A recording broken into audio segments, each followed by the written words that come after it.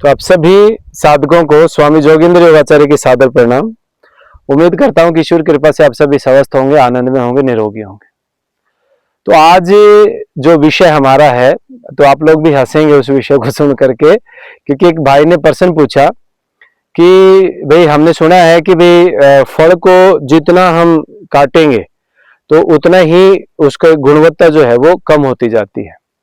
और दूसरा, जैसा कि मैं हमेशा बोलता हूं कि पका हुआ भोजन जो है वो मरा हुआ भोजन होता है, तो उसे हमें नहीं खाना चाहिए। तो फिर जीवन दर्शन योगपीठ में सायकाल के समय पर पका हुआ भोजन मिलता है, खिचड़ी या दलिया के रूप में, मेरे मोटे अनाज के रूप में। जैसे गुरु जी कहते हैं हमें कच्चा खाना चाहिए, रॉ खाना चाहिए। अब परसों हमें जो खाने को मिला था उसमें जो सब्जियां थी, फल थे, बहुत बारीक कटे हुए थे। जितना मैंने सोचा फलों को जितनी बार काटा जाए उतने न्यूट्रिएंट कम होते जाते हैं, उनका आयरन उड़ता जाता है। तो एक ये चीज़ पूछना है। सेकंड, हम लोग जो शाम को खिचड़ी खाते हैं, गुरु जी ने कहा था जो भी अन्न है अगर उसको थोड़ा सा भी उबाल दो और फिर उसको मिट्टी में गाड़ो तो उससे अंकुर नहीं निकलेगा। अब खिचड़ी बनाते हैं, कुकर में सीटी लगाते हैं तो उसमें कुछ नहीं बचा हमारे लिए, तो वो हमें खानी चाहिए। यहाँ तो वही चल रही है।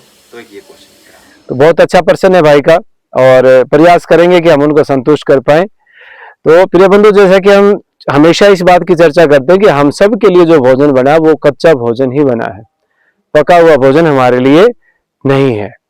तो और खास करके रोगियों की अगर मैं बात करूं तो वैसे तो 80% हमारा शरीर एल्कलाइन है और 20% एसिडिक है। तो आपको 80% एल्कलाइन और 20% एसिडिक खा लेना चाहिए। लेकिन अभी पहले हमने इतना एसिडिक खा लिया कि पहले उसका हिसाब किताब देना पड़ेगा, उसको खाली करना पड़ेगा। तो प्रिय बंधुओं, अब हम बात करते प्रश्न की कि भाई जो कच्चा जो भी रो फॉर्म में जो भी फल फ्रूट है या सलाद है, उस भोजन को हम ज्यादा काट करके क्यों खा रहे हैं। तो यहाँ पर दो चीजें हैं कि जब हमने योगपीठ को प्रारंभ किया था तो मेरे मित्र हैं एक सुरेश मलिक भाई, तो वो हिमाचल में ही बैठते हैं, सुंदर नगर। तो वो वहां पर पहले पका हुआ भोजन देते थे, लेकिन फिर धीरे धीरे क्या हुआ, पका हुआ भोजन उनके लिए था जो अटेंडेंट आते थे, बाकी सब के लिए कच्चा भोजन ही होता था वहां पर। तो लेकिन जब अटेंडेंट आते थे और वो पका हुआ भोजन खा रहे थे, तो जो साधक था वो भी कई बार मांग लेता था कि यार एक रोटी मेरे लिए भी दबा लाना। तो अब वो अटेंडेंट क्या करे बेचारा, वो उसको लेके आना पड़ता था, उसके लिए माननी पड़ती थी। अब उस चक्कर में रिजल्ट आना कम हो गया। तो फिर उन्होंने क्या किया कि वहां से उस रसोई को ही बंद कर दिया, मतलब सब केवल कच्चे कच्चे पर ही रहे, चाहे अटेंडेंट आए चाहे जो मर्जी साथ में आए, जो रहेगा वो भी कच्चा भोजन ही करेगा। तो ये बहुत अच्छा निर्णय लिया उन्होंने भाई ने। लेकिन अब यहाँ पर थोड़ा सा डिफरेंस है कि वो जो है ना वहां पर फ्री चिकित्सा करते हैं, निःशुल्क सेवा करते हैं। लेकिन हमने जो योगपीठ बनाया है, अब वहां पर चलो जो खर्चा हुआ है नहीं हुआ वो एक अलग चीज है, लेकिन अब इस चीज को भविष्य में रनिंग के लिए अर्थ तो चाहिए ही चाहिएगा, बिना अर्थ के तो सब अनर्थ है। और तो इसीलिए हमने फिर ये मंथन किया कि एक चीज पौष्टिक भी हो जाए और स्वादिष्ट भी हो जाए।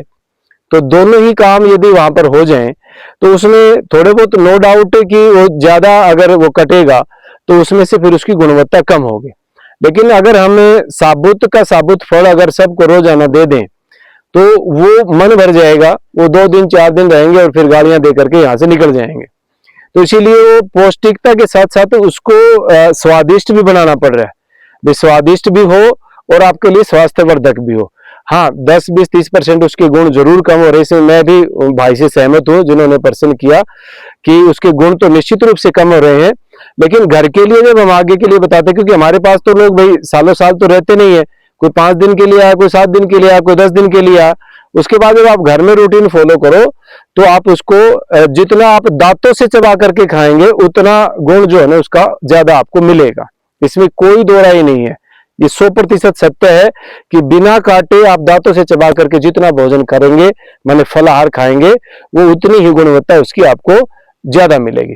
पत्तों का भी ऐसे ही हम रस पिलाते हैं, तो उसको पीसने की बजाय यदि कच्चे पत्ते एज इट इज खाए जाएं तो उसकी गुणवत्ता ज्यादा मिलेगी आपको।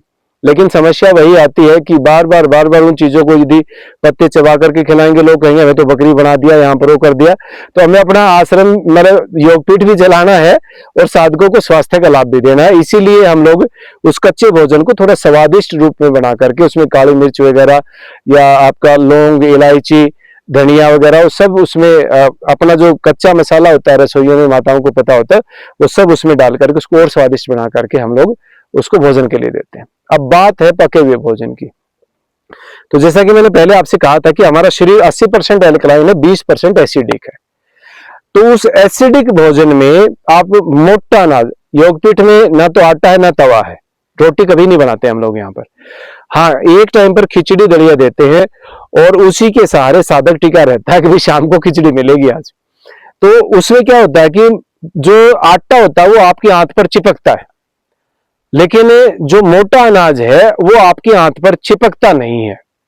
इसलिए हमने पके हुए भोजन के रूप में जो 20% एसिडिक की मैंने बात की, तो वो 20% भोजन के रूप में हमने उसको लिया। दूसरा, अग्नि तत्व हमारे शरीर में है, तो वो 20% जो भोजन हम पका हुआ खाते हैं तो आपका अग्नि तत्व भी मेंटेन हो जाता है, वो बैलेंस हो जाता है। तो इसीलिए हमने शाम को एक टाइम का पका हुआ भोजन रखा। तो उसमें दोनों तीनों उद्देश्य हमारे यहाँ पर पूरे हो रहे हैं कि साधक भी सायकाल के भरोसे पूरा दिन निकाल देता है कि शाम को एक टाइम मिलेगा भोजन। क्योंकि बचपन से 6 महीने से आप लोग जिस भोजन को खाते आए हैं, एकदम से यदि उसको ताला लगा दे, बंद कर दे, तो वो आप उसको सहन ही नहीं कर पाएंगे, आप उस आदत में ढल नहीं पाएंगे और कभी सिर में दर्द, कभी कुछ, फिर आपको वो चीजें झेलनी पड़ेंगी। हाँ, लेकिन ये तय है, जब भी साधक यहाँ से छुट्टी लेकर के घर जाता है तो मैं उसको जरूर बताता हूं, अगर कोई असाध्य रोग है तो सर्वोत्तम आपके लिए सबसे उत्तम है उपवास। वो 2 दिन का करें, 4 दिन का करें, 10 दिन का कर पाए, जितना भी करें। उसके बाद सेकंड नंबर पर आप रस आहार पे रहें। उसके बाद तीसरे नंबर पर आप फलाहार पर रहें, सलाद पे रहें। और फिर चौथे नंबर पर, हालांकि असाध्य रोगी के लिए चौथे नंबर का कोई यहाँ पर ऑप्शन नहीं है कि पका हुआ भोजन वो खाए, उसके लिए केवल इतना ही है।